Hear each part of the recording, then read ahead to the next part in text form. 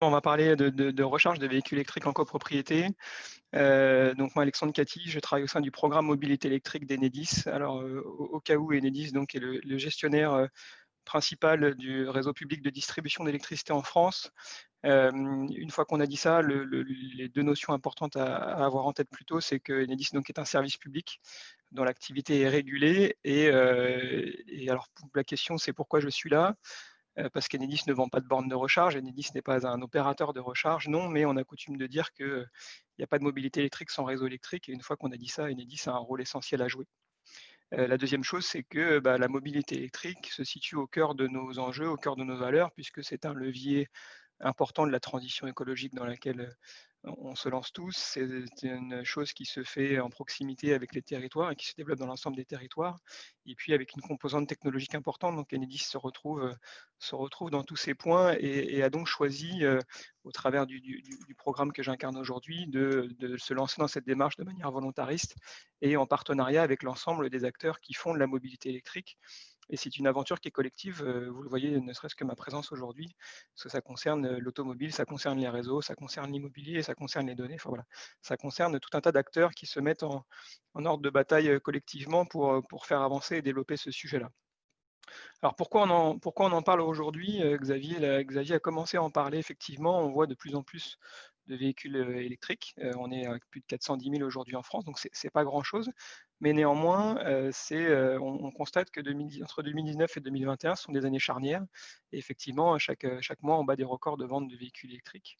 Et aujourd'hui, tous les signaux sont au vert pour que ce développement se continue selon les prévisions qui sont faites d'ici 2035 pour atteindre quasiment, pour les prévisions les plus hautes, quasiment 50% du parc automobile français. Quels sont ces signaux? Le premier, c'est qu'il y a une volonté forte politique et qui est en adéquation avec une aspiration citoyenne. Et on le voit aujourd'hui dans le cadre juridique est très favorable. Les incitations réglementaires, les contraintes réglementaires sont de plus en plus importantes.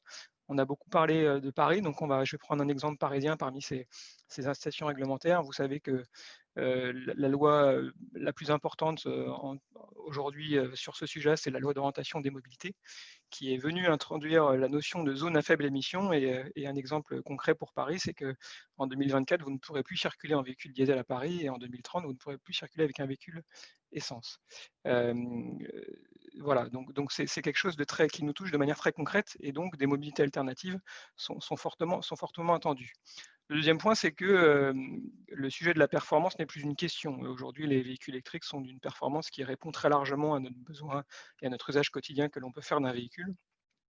Et ces progrès sont continus et continuent déjà techniquement, mais également économiquement. Et ça rejoint mon troisième point, qui est que c'est aussi dû aux incitations réglementaires, mais vous le voyez au quotidien, l'investissement majeur de tous les constructeurs automobiles dans la mobilité électrique. Ça se constate ne serait-ce que dans les publicités que vous pouvez voir à la télé. Il n'y a pas un constructeur aujourd'hui qui ne propose pas une gamme de véhicules électriques. Alors ils sont contraints de le faire. Il faut savoir qu'il y a 2020 est l'année charnière pour eux pour proposer ces gammes électriques de manière à réduire leurs émissions moyennes de CO2 par véhicule vendu. Mais néanmoins, voilà, ça se traduit aujourd'hui industriellement et on voit une proposition très forte. Le dernier point qui est là beaucoup plus d'actualité, c'est que ces trois points sont vrais et ont été renforcés par la crise que nous connaissons et le plan de soutien du gouvernement aujourd'hui. Le plan de soutien à l'automobile post-Covid est très tourné mobilité alternative et notamment mobilité électrique.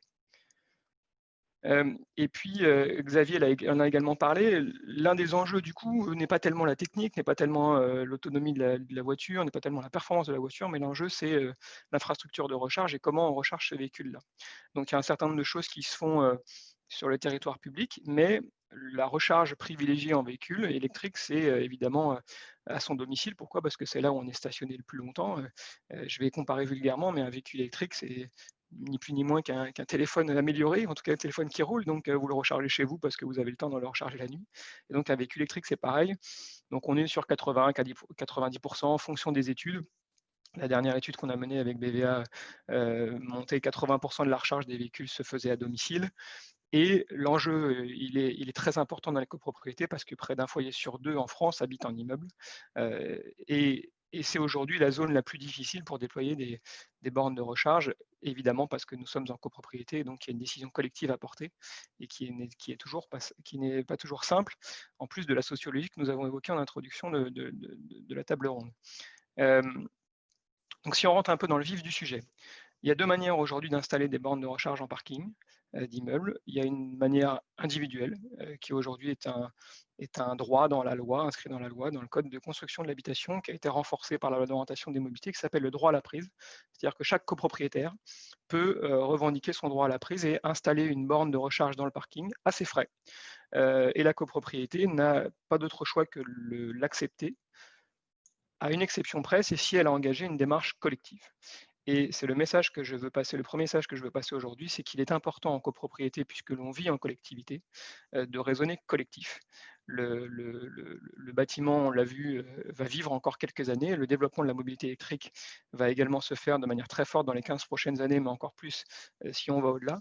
Et donc, il y a un vrai besoin de raisonner collectif, de raisonner dès aujourd'hui, puisque aujourd'hui, il y a un certain nombre d'incitations que je vais évoquer, parce que les premiers utilisateurs commencent à se faire connaître dans les copropriétés. Donc, il y a une vraie question à se poser dès aujourd'hui. Et puis, il faut penser évolutif parce qu'évidemment, aujourd'hui, on a les premiers utilisateurs, mais il y en aura de plus en plus dans les 15 prochaines années. Alors, quand on raisonne collectif, vous en avez peut-être déjà entendu parler, vous l'avez peut-être déjà vu, il existe plusieurs configurations techniques aujourd'hui pour installer des bornes de recharge. C'est ce qui crée aussi un petit peu de complexité sans doute dans la compréhension du sujet. Et d'ailleurs, la loi d'orientation des mobilités n'oblige pas, mais incite les copropriétés à faire des études comparatives sur ces différentes solutions. Avant de rentrer dans l'aspect technique des choses, il y a surtout quelques questions à se poser qui correspondent davantage à comment la copropriété a envie de s'investir, comment la copropriété a envie de gérer cette question de la recharge aujourd'hui. Et ces différentes architectures techniques vont lui permettre de répondre de manière différente à chacune de ces questions. Je ne vais pas rentrer dans le détail, simplement, ce que ça permet, c'est que il y a plusieurs modes de gestion de la recharge. Soit c'est la copropriété qui gère, soit elle peut décider de déléguer ça à un tiers opérateur, souvent un opérateur de service de recharge, soit elle peut ne pas gérer et laisser l'utilisateur de véhicule électrique gérer lui-même sa recharge, et je vais expliquer comment ça se passe. Après, il y a évidemment combien ça coûte, quel type d'investissement on fait, est-ce que c'est la copropriété qui investit, est-ce qu'elle fait porter cet investissement par un tiers, quelles sont dans ce cas-là les modalités contractuelles associées si c'est un tiers qui investit. Et puis ensuite, pour l'utilisateur qui lui a envie de se recharger, quelles sont ses modalités d'accès? Est-ce qu'il paye quelque chose à la copropriété pour l'utilisation de l'électricité? Est-ce qu'il paye un abonnement à un opérateur de recharge? Est-ce qu'il paye un contrat d'électricité auprès d'un fournisseur? Voilà, donc ces différentes architectures permettent d'avoir ces différentes options. Et donc je vous les affiche là. Alors je ne vais pas rentrer tellement dans l'aspect technique, simplement vous dire que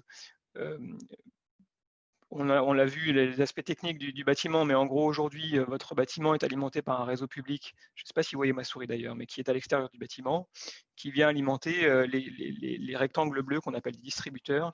Et donc, vous avez un câble rouge qui monte dans les étages, qu'on appelle une colonne montante, et qui vient desservir en électricité l'ensemble des étages. Et depuis ce câble collectif, vous avez des dérivations individuelles vers les compteurs Linky de chaque appartement.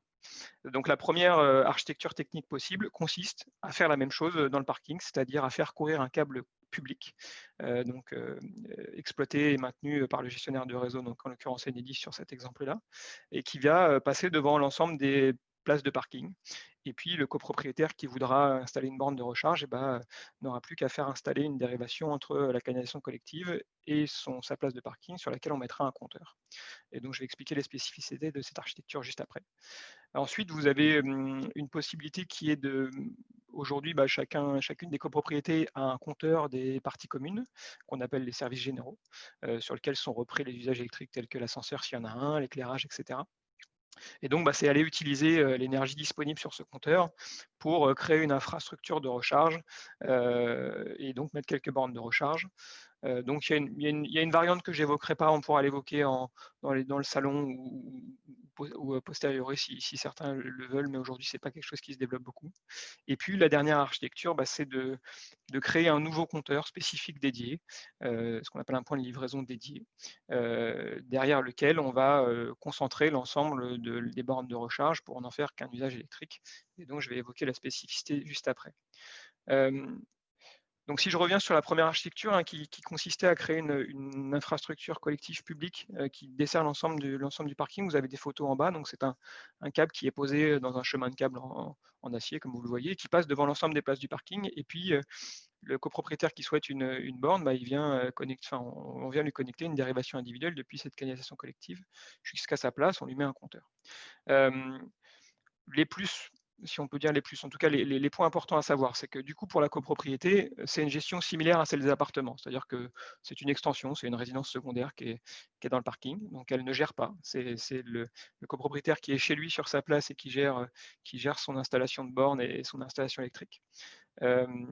Chaque utilisateur est du coup autonome et peut choisir le fournisseur d'énergie qu'il veut. Et c'est ça là, le point crucial, c'est que du coup, l'utilisateur, là, pour le coup, n'achète pas un service de recharge, il achète un abonnement électrique comme dans son appartement, et il va utiliser son électricité de cette manière-là. Les points d'attention et les points à regarder sur cette architecture, c'est que c'est un investissement initial qui est porté par la copropriété dans son ensemble, en tout cas pour l'infrastructure collective qui est constituée par le câble collectif qui passe devant l'ensemble des places de parking. Donc c'est porté y compris par les gens qui n'ont que faire d'une borne de recharge dans le parking. Donc c'est un point à avoir en tête. Alors, c'est des ordres de grandeur qui ne sont pas énormes, mais dès lors qu'on demande à quelqu'un de dépenser quelques euros sur un sujet qu'il ne touche pas, bah, il faut qu'il en soit convaincu. Et le deuxième point, c'est que, comme je l'ai dit au début, la difficulté, c'est qu'Enedis ne vend pas de borne de recharge. Donc, notre action s'arrête, si je puis dire, à tout ce qui est rouge sur le schéma. Et tout ce qui est en bleu et les bornes de recharge, c'est un acteur tiers qui doit l'installer. Et donc, il y a une nécessité de coordination entre les acteurs. Donc, vous avez vu des bureaux d'études, des maîtres d'œuvre qui peuvent faire cette coordination. Néanmoins, c'est aussi à la copropriété parfois de porter ce sujet-là. Ensuite, il y a la solution de connexion et d'alimentation des bornes de recharge depuis le compteur des parties communes. L'avantage principal, c'est que c'est quelque chose d'assez réactif puisqu'il n'y a pas de nouveaux points de livraison à faire créer depuis le réseau. Donc, vous venez consommer de l'énergie sur ce compteur des parties communes. Donc, il y a quand même une question de service de recharge parce que l'utilisateur, à la fin, va devoir payer l'électricité à quelqu'un. Donc, soit il la paye à la copropriété qui va devoir déduire la consommation induite par la recharge, soit la copropriété peut déléguer ça à un opérateur qui va proposer un service d'installation qu'il fait soit payer, soit qu'il supporte en propre. Et derrière lui, il va se rémunérer en proposant un abonnement de recharge, souvent mensuel, à l'utilisateur final, qui va donc payer un abonnement de recharge à l'opérateur choisi par la copropriété. Les points d'attention, c'est que vous êtes quand même sur quelque chose d'existant, avec un contrat existant, donc la capacité de puissance, si elle a bien été pensée en général, n'est pas infinie. Donc vous pourrez installer quelques bornes de recharge, mais vous répondrez rarement à l'ambition et au développement de la mobilité électrique dans son ensemble. Et puis, il y a une étude électrique évidemment à mener pour ne pas perturber le fonctionnement des services généraux, mais là, c'est un peu technique. La dernière architecture, la dernière solution possible, c'est donc de créer un nouveau point de livraison dédié. Donc Enedis vient raccorder un nouveau point de livraison. Et puis derrière, il y a un opérateur ou un installateur qui vient installer une infrastructure privée, dans ce cas-là de borne. L'un des plus, c'est que ça permet à la copropriété de déléguer le service dans son ensemble à un opérateur. Vous avez aujourd'hui un certain nombre d'opérateurs qui vous proposent de faire installer le point de livraison par Enedis, donc c'est eux qui gèrent la relation, et puis ensuite d'installer à la demande de chaque copropriétaire l'infrastructure privée et la borne. Certains opérateurs prennent même à leur charge le devis d'Enedis.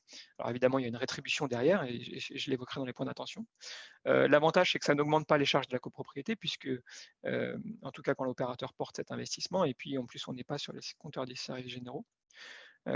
Les points d'attention, c'est que si vous décidez de contractualiser avec un opérateur qui vient proposer ce service, il faut regarder la compatibilité des équipements et le contrat avec cet opérateur, à qui appartient l'infrastructure collective et l'infrastructure en général, parce que c'est lui qui investit en général, elle lui appartient, et donc se pose la question des conditions de sortie. Un contrat qui vous lie exclusivement avec un opérateur, il a forcément une date de fin, et donc se pose la question à la fin, qu'est-ce qui se passe, que doit payer la copropriété, est-ce que l'opérateur repart avec son infrastructure?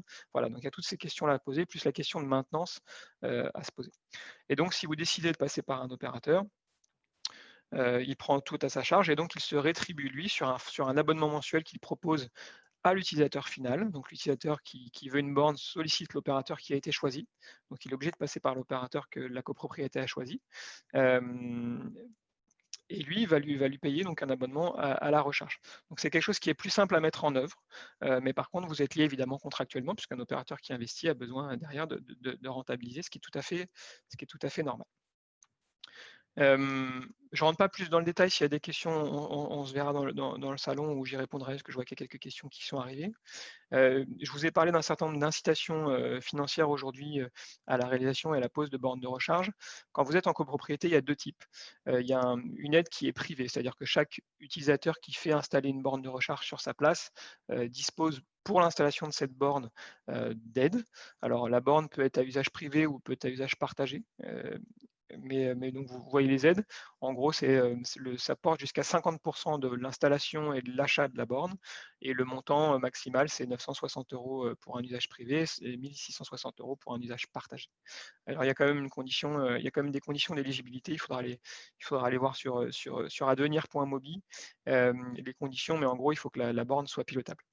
Et puis, pour les copropriétés, là pour le coup, non plus pour la personne individuelle, mais pour les copropriétés, il y a aussi des aides aujourd'hui qui portent sur l'installation de l'infrastructure collective.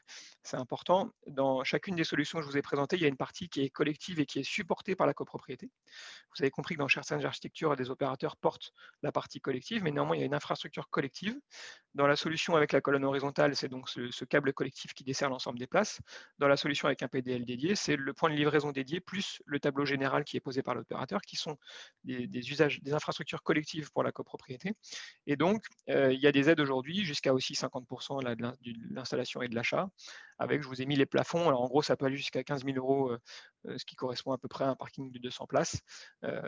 Voilà. Et puis, il y a également, lorsque des travaux de voirie, de VRD, d'ouverture de tranchées sont à réaliser en extérieur, il y a aussi une aide de 3 000 € par immeuble.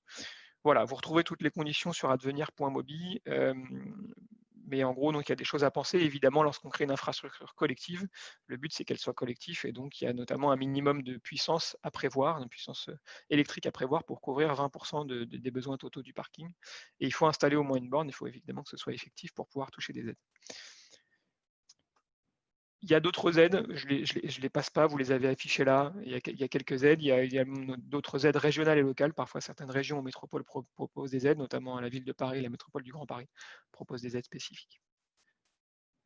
Et donc, pour en savoir plus, vous avez quelques liens importants. Je roule en électrique, qui est un site pédagogique sur le véhicule électrique. Advenir.mobi, qui est le certificat d'économie d'énergie principal qui finance la mobilité électrique, donc, où vous retrouverez les détails de ce que je viens de présenter là.